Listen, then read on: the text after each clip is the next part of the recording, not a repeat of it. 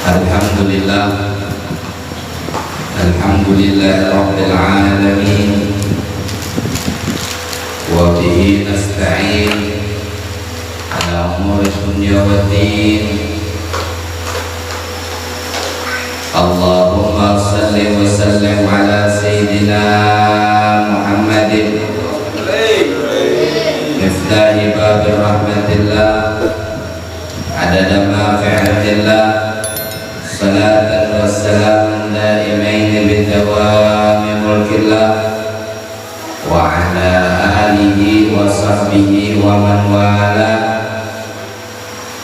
Allahumma salli wa sallim ala Sayyidina Muhammadin nurika sari wa madadika al-jari wa jum'ana bihi fi kulli adwarina wa ala alihi wa sahbihi. Ya nur rabbi shrah li sadri wa yassir li amri wa hlul 'uqdatam min lisani yafqahu qawli. Amma ba'd. Alhamdulillah, puji syukur kehadirat Allah Subhanahu wa ta'ala, yang mana di siang hari ini Allah Subhanahu wa ta'ala kembali memudahkan langkah kaki kita untuk berkumpul dalam majelis ini, yang mana Allah Subhanahu wa ta'ala menggerakkan kita semua untuk hadir dalam majelis mulia ini. Maka mudah-mudahan dengan hadirnya kita di majelis yang mulia ini, berkumpulnya kita di majelis yang penuh keberkahan ini, maka tidak ada satupun di antara kita kecuali dosa-dosanya diampuni oleh Allah. Tidak ada satupun di antara kita mudah-mudahan kecuali hajatnya dikabulkan oleh Allah. Dan mudah-mudahan yang hadir di tempat ini, yang berkumpul dalam majelis ini, semuanya adalah orang-orang yang berhak berkumpul dengan Nabi Muhammad SAW. Amin ya rabbal alamin. Selawat dan salam mudah-mudahan selalu tercurah dan tersampaikan kepada Nabi kita Muhammad sallallahu alaihi wasallam beserta keluarganya dan sahabat-sahabatnya sekalian. Nawaina ta'allum wa ta'lim wa tadabbur wa tadhkir wa naf'a wal intifa wal ibadah wal istifadah wal hassa ala tamassuki bi kitabillah wa sunnati rasulih wa du'a ila huda wa dalalata ala khairi ibtigha'a wajhillah wa mardatihi wa qurbihi wa thawabihi subhanahu wa ta'ala. Qala Syekhul Musannif rahimahullahu ta'ala wa nafa'ana bihi wa bi'ulumihi bid-darin amin radhiyallahu anna wa ankum ajma'in. Al-Imam Hujjatul Islam Abu Hamid Muhammad bin Muhammad Al-Ghazali di dalam kitab beliau Bidayatul Hidayah, mudah-mudahan keridhaan Allah kepada beliau dan karena sebab beliau kita pun mendapatkan ridha Allah. Amin ya rabbal alamin. Adab-adab di dalam berwudu. Nah, ini jadi kita berbicara masalah adab-adab di dalam wudu. Sebagaimana kita ketahui, sebagaimana yang telah dijelaskan beliau, Allah itu zat yang maha melihat. Allah itu adalah zat yang maha mengetahui. Ia melihat dan ia mengetahui akan hal keadaan kita, baik kita sedang terjaga ataupun kita sedang dalam keadaan tidur. Semuanya dalam pengawasan Allah, semuanya dalam pengetahuan Allah. Lalu hamba yang paling baik, hamba yang paling bagus adalah ketika diawasi oleh Allah Subhanahu wa Ta'ala, yang mana dia sadar dalam pengetahuan Allah, dia memiliki adab di hadapan Allah Subhanahu wa Ta'ala. Tidak laki-laki, tidak perempuan, tidak yang tua, tidak yang muda, memiliki adab di hadapan Allah Subhanahu wa Ta'ala. Nah, ini kalau kita mau menjadi seorang hamba yang paling baik, adalah hamba yang memiliki adab di hadapan Allah Subhanahu wa Ta'ala. Bukan hanya dalam urusan yang lain, bahkan dalam urusan ibadah kita memiliki adab kepada Allah Subhanahu wa Ta'ala. Lalu kata beliau, apabila engkau selesai daripada istinja, kita telah selesai daripada masuk dalam WC, buang hajat lah, seperti yang dijelaskan kemarin, seperti yang sudah dijelaskan bagaimana sunnah-sunnahnya dalam WC, apa saja yang jangan digawi dalam WC. Kalau sudah selesai, maka jangan lupa untuk berwudu. Lalu ini urusannya hendak sembahyang kita. Dan perlu diperhatikan, kata beliau, sebelum berwudu perhatikan sunnah-sunnah wudu. Artinya wudu itu bagian daripada kewajiban. Walaupun dia sunnah, tapi dia bagian daripada kewajiban. Wudu itu sunnah, tapi kalau orang kada berwudu sembahyangnya, ya ada salah.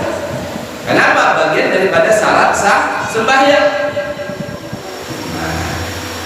Maka ketika berwudu, kata Imam Ghazali, perhatikan sunnah-sunnahnya. Salah satunya apa? Madharatun lil fami wa mardatun lil rabbi wa mashatatun lisyaitan. Apa itu bersiwak? Tak pakai siwak. Siwak itu adalah ritual yang mana Nabi Sallallahu Alaihi Wasallam sangat sering diingatkan oleh Sayyidina Jibril alaihissalam. Jadi Jibril itu sering mengingatkan masalah siwak kepada Nabi. Jadi Nabi itu sering diingatkan masalah pakai siwak. Sampai-sampai ujar Nabi, aku takut siwak ini diwajibkan atasku dan umatku. Kenapa? Karena kerancakan. Artinya kira-kira kalau rancak pada akan masalah siwak, berarti fadailahnya, keutamaannya itu besar. Makanya sampai Nabi mengatakan as-siwaku madharatun lil fami wa mardatun lirabbi wa mashatatun lisyaitan. Ujar Nabi, siwak itu mendatangkan kebersihan mulut. Siwak itu mendatangkan ridha Allah. Siwak itu membuat syaitan benci. Malahan juga Nabi mengatakan sholatun bisiwakin afdalu min sab'ina sholatan bila siwak. Satu kali sholat itu lebih baik daripada 70 kali sholat yang mana tanpa siwak. Biar misalkan imbah sembahyang maghrib sembahyang sunnah, atau imbah sembahyang isya sembahyang sunnah 2 rakaat, tapi sebelum sholat dia pakai siwak, maka sholat sunnah pian tadi itu jauh lebih baik daripada pian sembahyang tarawih 3 kali. 70 lah, 20 60 tambah witirnya 3 berarti berapa? 69 parak 70 dibandingkan dengan 2 rakaat tapi pakai pian siwak, maka jauh lebih 2 rakaat lebih baik. Itu siwak. Makanya siwak itu kata Nabi mendatangkan ridha Allah, membuat setan benci. Makanya siwak itu rancak hilang. Kenapa? Disimpan setan. Setan tidak tunjuk orang bersiwak lah. Nah, jadi itu siwak. Laula an asyukka ala ummati la amartuhum bisiwak fi kulli shalah. Kalau tidak memberatkan kata Nabi lah, Kalau nya kada mauyuhakan umatku maka aku wajibkan setiap mau sholat pakai siwak. Ini ujaran Nabi. Kalau nya kada maulah barat, kada mauyuhakan umatku maka aku wajib makan. Artinya orang ada sembahyang pakai siwak bisa kada sah. Ini kalau nya seperti itulah maksudnya. Cuman takut memberatkan ujaran Nabi. Nah itu siwak. Siwak itu adalah gawian yang mana kita kerjakan membersihkan mulut kita sebelum ibadah tadi. Bisa dengan kertas, misalkan tisu lah kita bersihkan, atau sikat gigi lain sebagainya, itu hukumnya sunnah siwak lah. Asal dengan sesuatu yang hasil kasar, sesuatu yang kasar lah. Telunjuk pangkasar kayak apa aja, misalnya si telunjuk mengkasar. Tapi telunjuk siapa? Mau telunjuk pian sorak ada boleh. Karena apa? Harus dengan benda. Kalau tunjuk kan ampun pian sorak, bersambung. Kalau tunjuk orang bang, nah boleh aja pinjam dulu kan. Cuman lah kira-kira imbah itu pak jangan berbinculan lah. Tunjuk masuk ke dalam untung. Atau dengan tisu lain sebagainya. Tetapi ada tapinya. Yang disunahkan Nabi itu pakai kayu arak lah, seperti ini kayu arak lah. Lain arak nama bukakan itulah kayu arak, namanya kayu arak. Jadi dia pakai siwak, bersiwak hukumnya sunnah satu kali sudah. Pian bersiwaknya pakai kayu arak berarti sunnahnya dua ada, dua kali kesunnah. Yang ketiga pian memegangnya lah, cara memegangnya ada sunnahnya. Ini siwak seluruh jari kita di atas kecuali kelingking dan jempol. Nah, biar bisa coba-coba itu pakai, kamu nggak ada bisi siwak lah pakai. Itu apa tuh namanya? Cucuk aqua tuh. Nah, cara mengikutinya seperti ini. Seluruh jari di atas kecuali jempol dan kelingking. Kalau nya kena insya Allah itu mudah-mudahan ada yang menjual siwak di pasar. Nah, mengikutinya dan kayak ini. Siwak. Lalu ini berapa sudah? Bersiwak satu, yang kedua pakai kayu arak sunnah pula, yang ketiga memegangnya, yang keempat caranya. Dia mulai daripada tengah, lah, gigi biar di tengah, ambil ke sebelah kanan atas, dari tengah menuju ke sebelah kanan menuju ke atas. Nah, ke sini turun, kembali ke tengah, lalu ke sebelah kiri atas, turun pula, baru ke tengah, dihitung sekali lah. Nah, seperti ini. Kalau nak ada giginya bang kayak apa aja, gusi aja, pakai juga, maka tetap dapat pahala sunnah. Cuma 2 bilah lagi giginya, dia pakai 2 bilah aja, maka tetap dapat pahala sunnah. Nah itu 4 hal daripada bersiwak. 1 bersiwaknya, 2 pakai kayu arak, 3 memegangnya, 4 caranya tadi. Ulangi kayak tadi itu 3 kali. 1, 2, 3. Nah, 3 kali. Ada juga yang mengatakan sunnah pula ilat dikerik. 1, 2, 3. Terus dari langit-langit dalam. 1. Nah, itu sunnah. Nah, cuman habis dipakai, dibasuh ada atau dilap, ini disimpan bulan basah lah. Nah, itu siwak. Nah, siwak ini disunnahkan pada setiap keadaan. Siwak ini disunnahkan pada setiap keadaan. Biar mau masuk masjid sunnah pakai siwak. Biar mau masuk rumah sunnah pakai siwak. Bangun guring sunnah pakai siwak. Apalagi hendak sholat, hendak berwudu, ini sangat-sangat disunnah. Nah, orang yang sholat sunnah pakai siwak, maka sholat sunnahnya tadi lebih baik daripada 70 kali sholat sunnah yang lain tanpa siwak. Kira-kira ada yang tahu sembahyang sunnah sampai 70 lah. Sekali saja tapi pakai siwak, maka keutamaan yang luar biasa. Nah ini keutamaan dari umat baginda Rasul Sallallahu Alaihi Wasallam. Gawiannya ringan tapi pahalanya besar. Nah, pahalanya besar. Kalau yang ada dapat kayu arak sudah juga dicari di pasar, ada aja lah. Ada dapat mencari pada saat ini 10.000 aja, 15.000. Ada sesarungan lah kayu Jepang misalnya ditata. Selama ada jatah diulah bak, apakah dapat kesunahan siwak. Cara memegangnya dapat, cara memakainya dapat, cuma yang tidak dapat adalah kayu araknya lah, kayu araknya tidak dapat. Nah sunnahnya itu tidak kurang daripada 4 jari. Jadi kalau biar nukar, jangan angka ini ditatak 2 lah, hemat katanya. Nah sunnahnya itu jangan kurang daripada 4 jari, ini 4 jari lah. Nah, jangan kurang. Lebih boleh, kira-kira sejengkal atau kurang sedikit, tidak masalah. Nah itu bagusnya siwak. Nah, jadi tukar siwak. Biasanya itu cepat hilang. Jadi kalau nukar itu 2-3 bilah biar sekalian simpan dalam kulkas ya. Kenapa rakas hilang? Karena setan tidak ada tunjuk.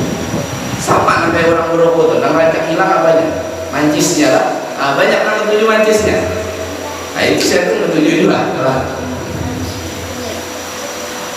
Laula an asyuka ala ummati la amartuhum bisiwak fi kulli shalah. Kata Nabi, kalau ada memberatkan lawan umatku, maka aku wajibkan pakai siwak ini setiap kali mau hendak sholat.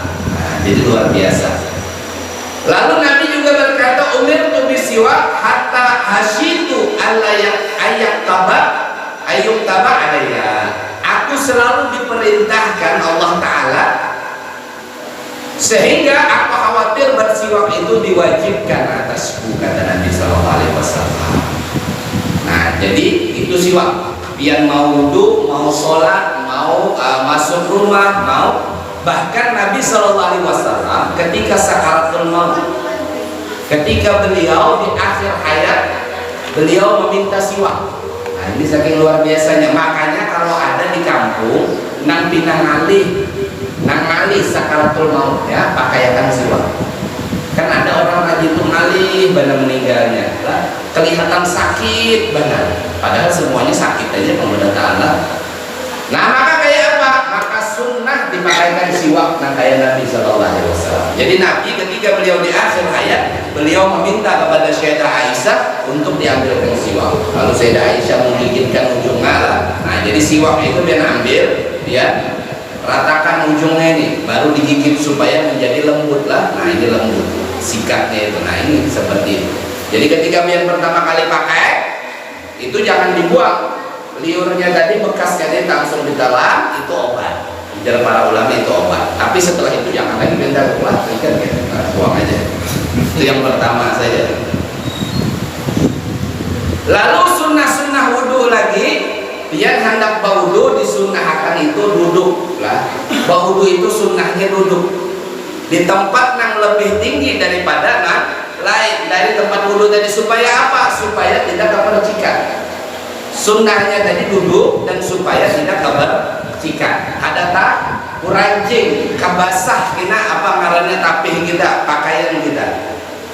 Setelah itu sunnah hukumnya membasuh tangan. Ini tangan, nah ngarannya tangan itu ini lah, ini tangan namanya. Nah, sampai di sini. Kalau ini kan hasta lah.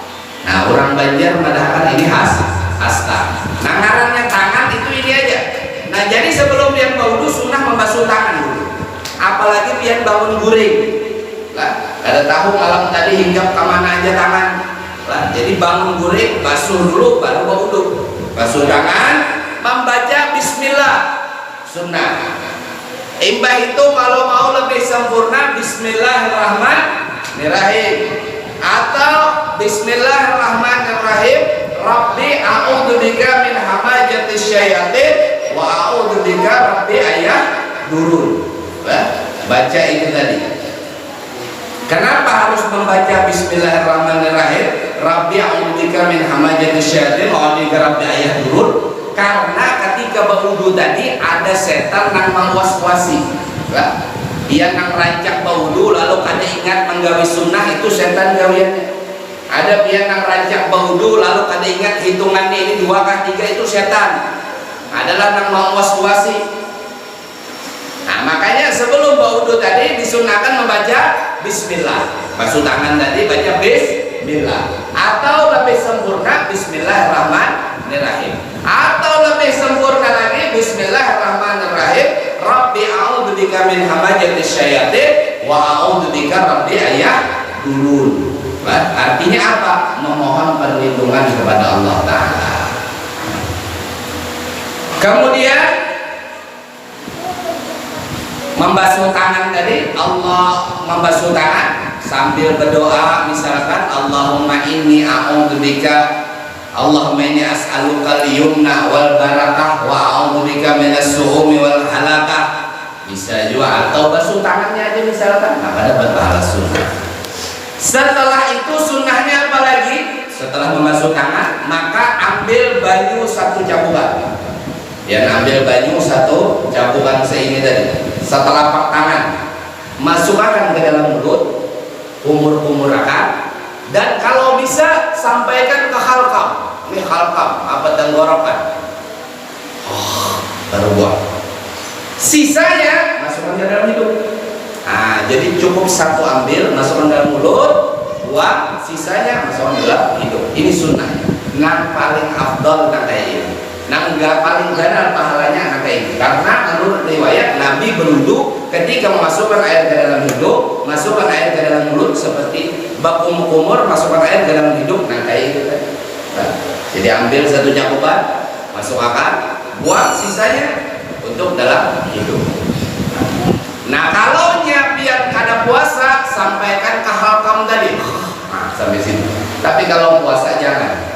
Kalau puasa jangan, takutan kalau kita ketakut lah, masuk 2 tagukan, keluar setagukan aja lagi lah. Nah ini hilang. Nah kayak apa puasanya? Kan ulun kada sengaja aja lah. Ada orang kada sengaja, maka tetap batal puasanya. Lalu kenapa kalau orang kada ingat makan kada batal puasanya? Kan beda, makan tadi memang kada ingat lah, menyuapnya tuh kada ingat. Nah menyuapnya kada ingat. Makan sampai kenyang, jangankan sepiring, 2 piring, kalau pada ingat ada batal puasanya. Tetapi kalau biar mengambil banyu, masukkan ke dalam mulut, kan biar ingat. Ketika di dalam mulut, kada sengaja tertaguk, ya tetap batal, tapi kan dia ingat lah. Nah, jadi ada batal itu, misalkan ada nasi 2 piring lah habis, sudah banyu segelas, sudah tutup, hanya ingat lah.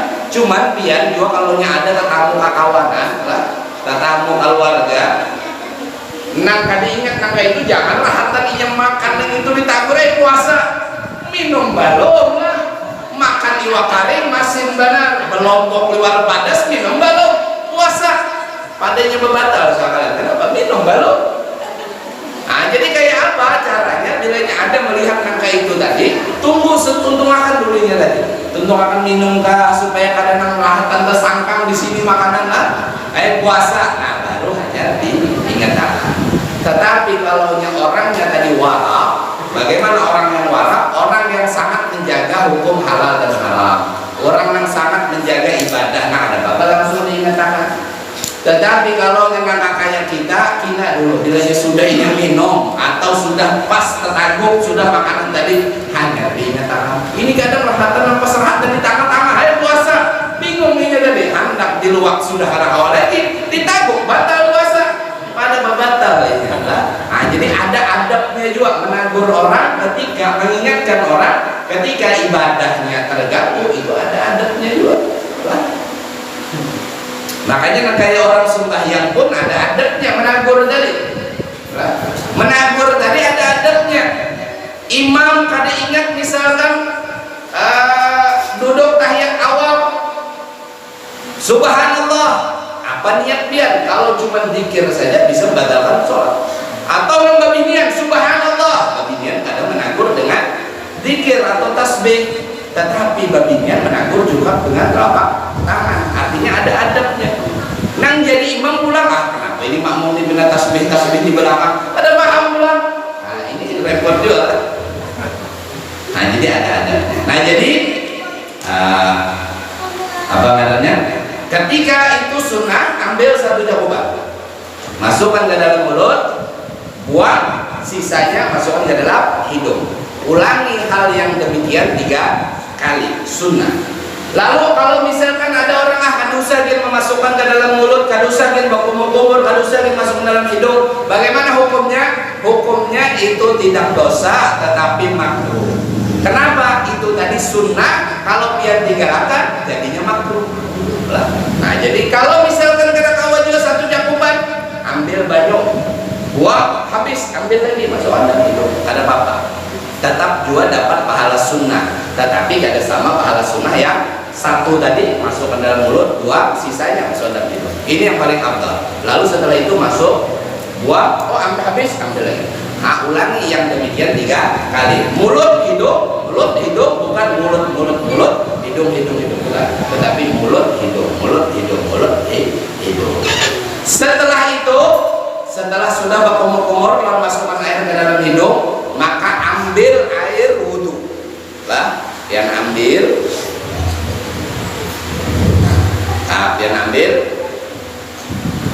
dengan 2 telapak tangan, yang ambil hibah sudah hibah, baru pian gugurakan baju tadi, lancurakan mulai datarnya dahi, ini kan awal tumbuh rambut, datarnya dahi, lalu pian lancurakan seperti ini, lancur, lalu sambil dilatakan. Nah, beimbai banyu lancur, ini meratakan. Ini caranya yang paling baik lah. Apakah Anda boleh langsung nang ini aja? Boleh, dan wudhu biasa. Tetapi kan kita berbicara nang paling baik, nang paling sunnah. Dan ambil lanjut. Nah, turun, ratakan. Nang mana saja nang wajib dibasuh, mulai awal tumbuh rambut sampai dagu. Ini dagu nalah, dagu. Ini wajib dibasuh. Lebarnya muha, talinga, sampuk ke talinga pula. Nah, ini semua ngarannya muha, wajib dibasuh. Tidak boleh seujung kuku pun tertinggal. Kadang-kadang banyu seujung kuku, ada bapak juga kalau batal wudhunya kada sah. Kenapa? Syarat sah wudhu menyampaikan banyu ke seluruh anggota wudhu tanpa terkecuali. Ada seujung kuku, kenapa? Pakai bulu mata palsu, akhirnya kadang-kadang bulu mata palsu sini. Bagaimana?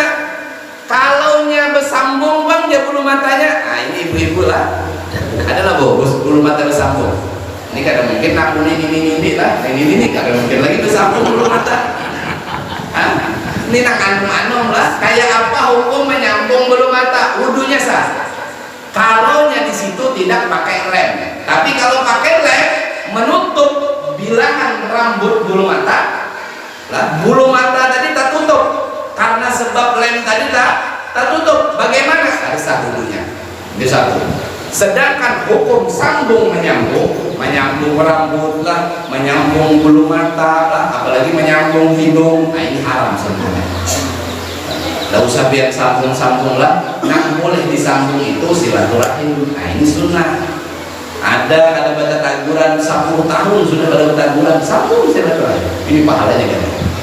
Kampung sini lawan kampung sana gara-gara berambut main bola aja bakal lahir sambung silaturahim.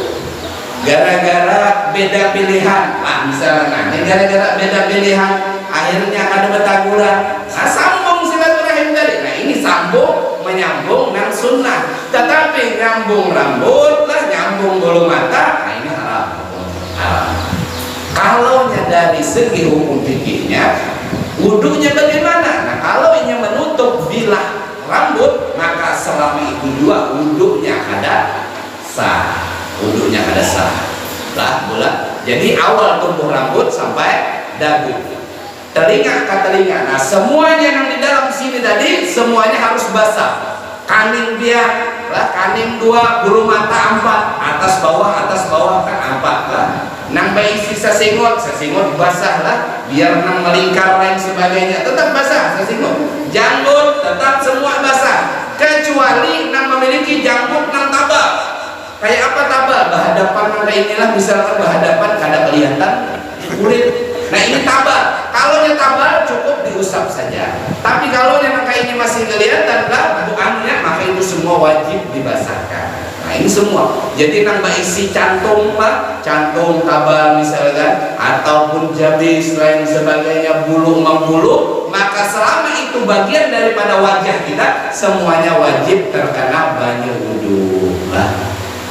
Lalu nang jadi pertanyaan, kalau wudhu wajib membasahi nang betato nang kayak apa? Nah nang betato, tato itu di bawah kulit. Tato itu di bawah kulit. Ada nang betato misalnya hibak muhalah, kan ada itu di jalan-jalan tadi itu ada hibak muhalah. Kayak apa wudhunya? Wudhunya tetap sah. Nah, jangan biar menghukumi orang-orang betato, wah ini sumpah yang pada sah. Jangan seperti itu, tapi boleh. Secara hukum tato itu di bawah kulit. Artinya yang sudah berisi tato ya jangan jual. Misalkan hendak menghilangkan sakit, kan harus disetrika apa segala macam lah. Cuman ini ada laser lah, tek hilang. Cuman sakit tetap. Nah kalau kata para ulama di sana mudaratnya besar, biar menghilangkan sakitnya luar biasa, dapat dihilangkan. Kenapa ya? Padahal baudonya tetap sah, mandi wajib tetap sah. Tetapi tato itu, nah jadi yang belum bertato bisa mengandung najis. Lah, tato itu kan pakai jarum. Tek ada tintanya lah. Cek keluar masuk. Nah ketika jarum tadi masuk, dia berdarah, bercampur dengan tinta, maka itu tadi najis. Nah, cuma tidak apa-apa, jangan. Kalau sudah bertato ya sudah silahkan. Cuman jangan ditambahi lagi. Ini dia dulu ada apa-apa aja bertato, tambahin aja pulang. Ini bukan maksud dulu. Kalau yang sudah bertato itu sudah, yang sudah lah. Di Hadramut itu banyak orang hanya masuk Islam. Jadi bumbuhan yang Britania itu, orang-orang Britania, orang-orang Inggris lah, itu hanya masuk Islam itu tatonya kalian masa putih kan? Mulai sini hibak sampai sini. Pakai imamah, pakai ini, pakai gamis, tapi tato hibak lah. Ya kan disuruh menghilangkan. Kenapa? Kalau dihilangkan itu sakit. Dan dia sudah mau tobat, alhamdulillah. Jadi jangan juga ini bertato ada sah sembahyang. Dia anunya lah, kada boleh kita kayak. Cuman kalau yang sudah baru bertato, jangan juga bertato lah. Nah acil-acilnya melarang ke kaning, boleh aja bertato aja. Bertato kaning sini lah. Ada sulam alis itu lah. Sulam alis itu tato. Jangan biar sulam alis kayak pacet itu tuh tato karena lah itu tato. Ada sulam bibir pulang lah biar kada repot nukar gincu lah. Tapi sulam bibirnya beberapa juta, baik nukar gincu aja biar lah. Nah jadi kalau yang bertato mandi wajib, wudhu itu tetap sah. Lah cuman jangan juga hendak bertato, nang belum bertato lah. Artinya mudah-mudahan diampuni dosanya. Nah, jadi ketika membasuh muha tadi kayak itu tadi. Nah, ratakan. Rata, ulangi yang demikian 3 kali. Tidak ada di muha kita, di muha tadi nang mencegah sampainya wudhu ke anggota wajah. Makanya nang pakai eyeliner, acil-acil dipaham eyeliner, nang bujang-bujang paham. Eyeliner itu nang kayak celak. Cuman ini bilanya kering lengket. Lah nang kayak lem, kawan dipulpas. Nah itu eyeliner namanya, ada warnanya hijau lah, ada warna hitam, ada biru. Nah kayak orang hantu, imbat hantu itu lah biru warnanya, ada juga. Nah bagaimana itu? Maka itu mencegah sampainya air wudhu. Ada juga yang pakai lipstick terlalu tebal, ibu-ibunya juga lah, lipstick terlalu tebal, jika ini akan lah ujung kuku hamba, berarti tabal benar lah. Nah kayak karate itu, banyu kena langsung kabur. Nah, kayak banyu kena langsung kabur. Bagaimana? Maka itu semua tidak menyampaikan air ke wajah kita. Kalau nyepian karet nangka ini di muha lalu hilang, nah itu daki. Kalau itu tidak masalah. Nah, kalau daki tidak masalah. Kalau nyepian karet nangka ini make up putih kuning, apalagi make upnya nang water resistant itulah tahan banyu, bau menyala timbul tetap karing muha. Kayak apa? Maka itu ada sah dulunya. Ada sah. Biar harus bersihkan dulu. Lah tidak melarang. Tidak melarang masalah bermake up, pada melarang. Artinya kalau nyepian bermake up untuk laki biar nilai ibadah di sisi Allah. Biar berdandan untuk suami biar ibadah di sisi Allah. Kenapa? Menyenangkan pasangan. Tetapi kita bicarakan sini antara sah dan tidak wudhunya. Kalau biar setelah wudhu pakai make up, tidak masalah. Nah itu tadi wajah. Nah, wajah. Jadi dia ambil air lalu gugurkan. Nah ingat tak? Nah ini yang paling afdal. Yang ambil air gugurkan dari awal tumbuh rambut. Nah, gugurkan, lalu ratakan. Ulangi 3 kali. Nah ini hukumnya sunnah. Hukumnya sunnah. Lalu berikutnya tangan, membasuh kepada tangan kita. Nah, tangan. Nah kalau dia tangan, ini ambil banyu seperti ini. Boleh pian gayung seperti ini, boleh pian tanah di keran seperti ini. Nah, boleh pian ambil seperti ini. Lalu setelah ini penuh, baru dia melancurkan kayak itu. Nah, lalu dia meratakan. Ini ketika ini lanjut, ini ratakan langsung. Nah, set. Nah, ini langsung dua. Nah, di sela-sela. Yang pakai cincin sunnah diputar. Yang pakai cincin sunnah diputar.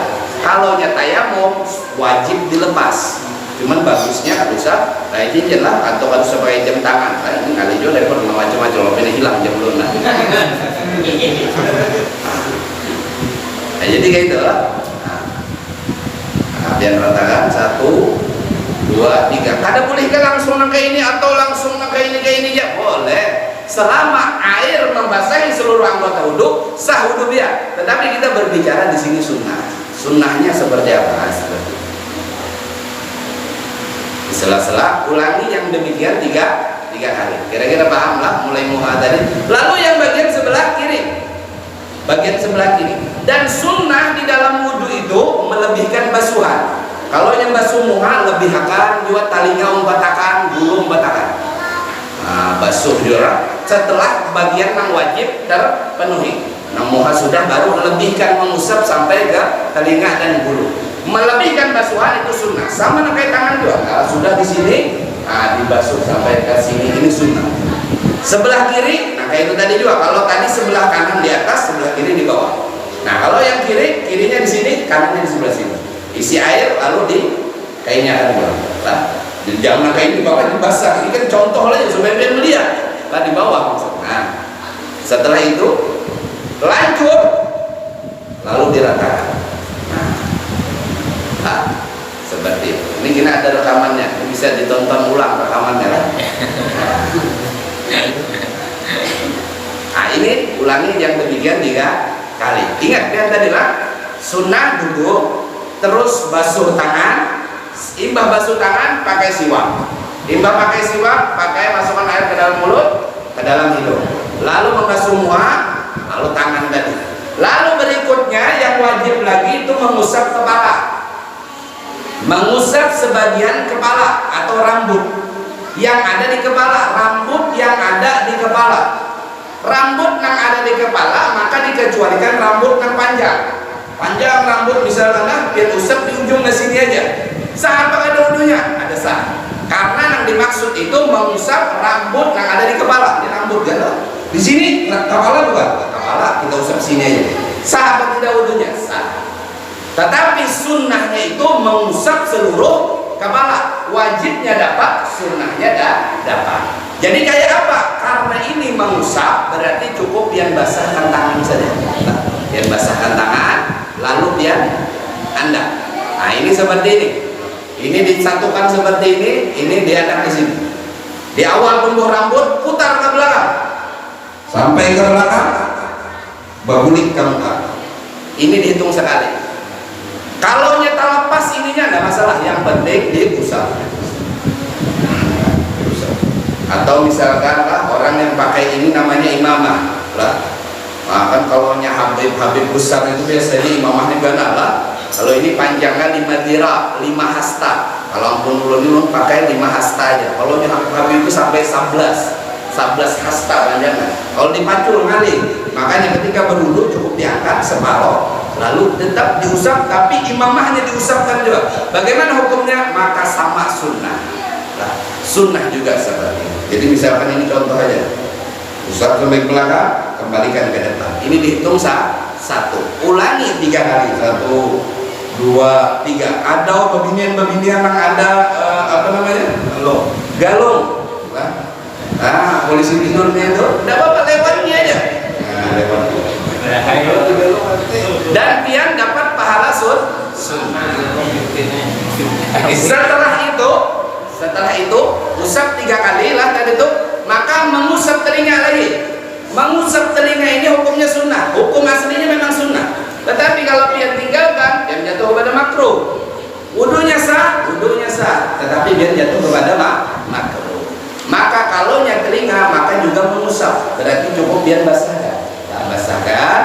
Nah, ini 2. Telunjuk dan jempol. Tidak ada kanan-kanan, kiri-kiri. Kalau telinga itu barang. Beimbai, kalau ada paham barang adalah beimbai. telunjuk masuk dalam. Ada dalam, ada zahir, ada batin, ada zahir. Dalam itu bagian mana? Ini nah, ini nih, ini dalam, dihitung. Kalau yang bagian belakang ini zahir. Nah, telunjuk untuk bagian dalam. Zahir andap di belakang. Jempol, ibu jari andap di belakang. Nah, tunjuk tadi masuk di lubang lalu putar sesuai arah alurnya. Kan ada alur-alurnya lah telinga ini. Namun ada alur ya lurus saja berarti telinga. Lalu setelah tercapai, lalu baru bagian jempol memutar. Nah, jadi kayak itu. 1, 2, 3. 3 kali hukumnya sunnah. Lalu sunnah lagi menambah. Tadi kan sudah 3. Lah, sunnah kayak itu tadi 3. Maka sunnah lagi yang ini. Ini karasnya tangan. Nah, yang ini ya. Itu basahkan lalu angkat seperti ini. Agak ditekan sedikit. 1, 2, 3. Nah, kayak ditunjuk sedikit lah. Nah, tuh. 2, 3. Sunnah. Berarti berapa sudah? 6 kali. Lalu yang terakhir sunnahnya lagi. Nah, ini kelingking. Nah, ini kelingking seperti ini basahkan juga. Lalu 1, 2, 3. 9 kali. Semuanya sunnah. Nah, ini sunnah perlu dikerjakan. Artinya walaupun itu cuma wudu, kalau ada orang merayakan wudu, tetapi ketika kita dengan sunnah banyak pahala di sana. Berikutnya pula menurut Imam Ghazali, riwayat yang beliau riwayatkan, maka sunnah pula mengusap tengkuk. Nah, ini tangan dibasahkan lalu seperti ini. 1, 2, 3. Pak, tengkuk kalian seperti ini. Ada yang mengatakan seperti ini. Nah, seperti ini. Jadi tuh tengkuk. 1, 2, 3. Sunnah. Nah, baru yang terakhir kaki. Nah, baru kalinya kan? Lumayan ya. Nah, kelihatan lah. Membasuh batis menggunakan menggunakan tangan kiri. Jadi sunnahnya itu menggunakan tangan kiri. Tangan kanan nganggur aja.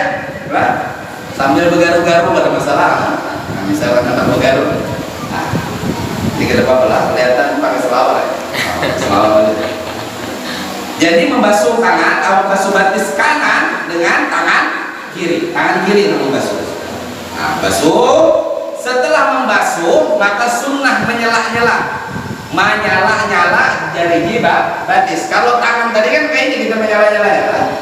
Nah, tangan kiri tadi kayak ini dan ditutup seperti ini. Nah, kalau batis sunnah menyala-nyala tapi menggunakan tangan kiri dan menggunakan kelingking batis tangan kiri. Dimulai dari bawah, ada dari atas. Lah sunnahnya dari bawah. Nah, misalkan jadi perhatikan dulu. Jadi menggunakan kelingking tangan kiri dari bawah. Nah, ini kan bawah kan? Ini atas, ini bawah. Jadi dari bawah sini. Dan dimulai dari kelingking batis kanan. Dimulai daripada kelingking batis kanan. Nah, seperti ini. Nah, lah kalau kalian melihat di belakang ini ibaratnya batis lah. Batis. Nah, dari bawah di sini ya. Nah, pakai kelingking tangan kiri dimulai dari bawah. Dimulai dari kelingking batis kanan. Nah, nyala-nyala seperti itu. Hukumnya sunnah. Jadi basuh batis tadi 3 kali, sela-sela hukumnya sunnah. Caranya seperti apa? Pakai tangan kiri, menyela-nyela pakai kelingking tangan kiri dari bawah, dimulai daripada kelingking batis kanan sampai ke jempol. Hukumnya sunnah. Batis dan sunnah tetap melebihkan basuhan. Sunnah melebihkan. Lalu bagian sebelah kiri, batis kiri. Nah, tetap pakai tangan sebelah kiri. Basuh tetapi menyela-nyelanya dimulai daripada jempol. Kalau tadi kan dimulai dari kelingking di sambungannya. Kalau ini kan batis ibarat mulai sini sampai sini kan tadi sudah ini sambungannya mulai jempol ke sini. Tetapi tetap dimulai dari bawah. Nah, ini jempol batis kanan, batis kiri, klik pakai kelingking tangan kiri, dia di bawah, dimulai dari jempol, ditutup di kelingking. Nah itu sunnah. Kira-kira paham? Nah, jadi kalau ibaratnya inilah dari sini, lalu batis kiri di sini, nah, tetap dari bawah semua. Dan itu hukumnya sunnah. Nah kayak biar menjadi sepupu lah, menjadi sepupu batis, nah kayak itu. Nah, mulai dari kelingking, ditutup di kelingking kalau menjadi sepupu lah. Jangan sembarangan. Jadi ada aturannya, bahkan menjadi sepupu pun ada aturannya lah, luar biasa. Nah ketika selesai tadi itu, maka disunnahkan menghadap kiblat. Selesai wudhu sudah, sunnah menghadap kiblat. Ketika menghadap kiblat, maka angkat tangan dan arahkan pandangan mata kita ke langit. Angkat tangan, arahkan pandangan mata ke langit. Ketika mengarahkan pandangan mata ke langit, lalu baca asyhadu an la ilaha illallah wahdahu la syarikalah wa asyhadu anna muhammadan abduhu wa rasuluh. Subhanakallahumma bihamdika asyhadu an la ilaha anta astaghfiruka wa atubu ilaik. Allahumma ja'alni minat tawwabina wa ja'alni minal mutatahhirin. Itu tadi sunnah-sunnah berwudu. Selesai berdoa, maka disunnahkan lagi membaca surah Al-Qadar. Inna anzalnahu fi lailatul qadr 3 kali sampai selesai. Tapi ya, inna anzalnahu fi lailatul qadr, inna anzalnahu fi lailatul qadr. Ini bukan maksudnya sampai tuntung surah tadi. Boleh sambil berjalan, boleh aja. Boleh sambil memasang mukena, boleh. Nah, maka yang jadi pertanyaan, kalau nyapian baudu kayak itu tadi, kalau biar baudu yang seperti itu tadi, maka barang siapa, kata Imam Ghazali, yang membaca doa tadi selepas dia berwudu, untung baudu membaca doa kayak tadi, pasti akan keluar segala dosanya dari segala anggotanya. Jadi imbah wudu tadi, dosa-dosa kita keluar dari bekas muha, dari bekas tangan, dari bekas batis, kalau biar berdoa seperti itu tadi. Dan juga wudu tadi, kata Imam Ghazali, dicap setempel, artinya ditok sudah wudu tadi, atas wudunya dengan cap, maksudnya diterima di sisi Allah Subhanahu wa ta'ala.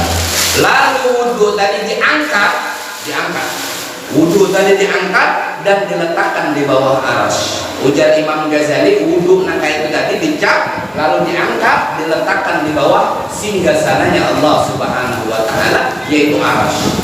Lalu maka senantiasa wudu yang diletakkan di bawah arsy tadi bertasbih kepada Allah, bertasbih, dan ditulis baginya pahala wudu itu sampai hari kiamat. Nah, untunglah wudu tadi. Lalu yang perlu dia perhatikan pula makro-makronya di dalam baudu. Apa saja makro di dalam baudu? 1, bepandir. Kenapa? Wudu memiliki adab. Jadi kalau pian bepandir, maka jatuh pada makro. Dalam WC pian bepandir, jatuh pada makro. Baudu bepandir, jatuh pada makro. Dalam sembahyang bepandir, kira-kira batal lah, bukan makro lagi. Lalu apalagi yang makro pian kayak ini, moha dikainyakan, lalu di apa ini, dikipikakan, ini makruh juga hukumnya. Apalagi usap, dan ambil handuk, ambil tisu, minusap, tarik, makruh hukumnya. Kenapa? Karena ketika orang berwudu tadi, dosa-dosanya gugur dari bekas tetesan air wudu tadi. Apalagi menamparkan air ke wajah, makruh. Kayak ini, atau gaya iklan sabun muha itulah, itu makruh. Nah, berikutnya apa? Berbicara, bapandir, apalagi bernyanyi lah. Membasuh anggota wudu lebih daripada 3 kali, makruh juga. Sudah tahu 3 membasuh muha, biar tambahi sekali lagi jadi 4. Bagaimana? Makruh juga hukumnya. Menggunakan air tanpa ada hajat, berlebihan, kebanyakan, makruh juga hukumnya. Berwudu dengan air yang terkena matahari panas karena terjemur, nah ini juga makruh. Lalu kata Imam Ghazali, di dalam hadis inna man dzakarallah inda wudu'ihi taharallahu jasadahu kullah wa man lam yadhkurillah lam yadhkur minhu illa man asabahul ma. Barang siapa yang berwudu lalu sambil mengingat kepada Allah, maka Allah akan mensucikan seluruh jasad. Tetapi barang siapa yang berwudu tapi lupa kepada Allah, maka yang suci cuma anggota yang terkena air wudu saja. Makanya jangan membandir. Kita sambil berzikir wudu jadi bagus. Lalu yang membatalkan wudu terakhir, yang membatalkan wudu pertama keluar sesuatu daripada dua jalan. Maksudnya jalan ini lain jalan salaman, lain jalan adungan. Maksud jalan ini jalan kemaluan depan, jalan kemaluan belakang. Apa saja, bahkan angin pun keluar batal. Angin saja keluar batal. Jadi keluar sesuatu dari dua jalan maka batal wudunya. Yang berikutnya kecuali mani. Kan? Orang keluar mani tidak batal wudunya. Orang keluar mani tidak batal wudunya. Kira-kira bagaimana gambarannya? Ada orang guring berduduk, lalu tamimpi basah, maka wudunya tidak batal, tetapi dia cuma berhadas besar. Kenapa? Mani, karena tidak batalkan wudu. Selain daripada itu maka batal wudu. Keluar sesuatu dari dua jalan, apa saja, head, nifas, lain sebagainya, maka semuanya batal. Berikutnya yang membatalkan wudu adalah hilang akal karena sebab tidur. Misalkan dia guring bertelantak berapa, maka batal wudu dia. Kecuali tidur yang tetap tempat duduknya, guring berduduk. Guring berduduk. Bagaimana? Guringnya seperti ini, bangunnya seperti ini, maka tidak batal wudunya. Antara maghrib dan isya menghadang isya terguring dulu, batal ada wudunya, ada batal. Tetapi kalau dia guring berduduk, bangun-bangun berapa, ini batal. Jadi yang batal itu guring, kecuali guring berduduk. Kalau guring berduduk sejam 2 jam tidak batal. Tetapi kalau berapa, 5 menit saja, 1 menit saja batal sudah. Kenapa? Hilang akal. Itu karena sebab tidur.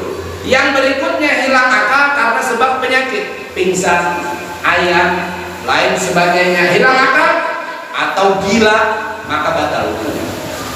Berikutnya lagi dengan sebab mabuk. Ada orang mabuk lah, kecium kastol misalkan lagi hantam mencat dalam keadaan wudu, banyak kastol, mabuk ini.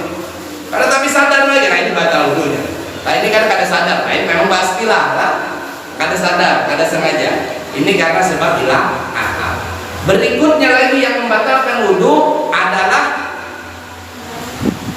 bersentuhan kulit laki-laki dan perempuan yang sama-sama dewasa, artinya ajnabi, orang lain, dewasa, bukan anak-anak dengan orang tua, dan boleh menikah, mahram namanya, ajnabi.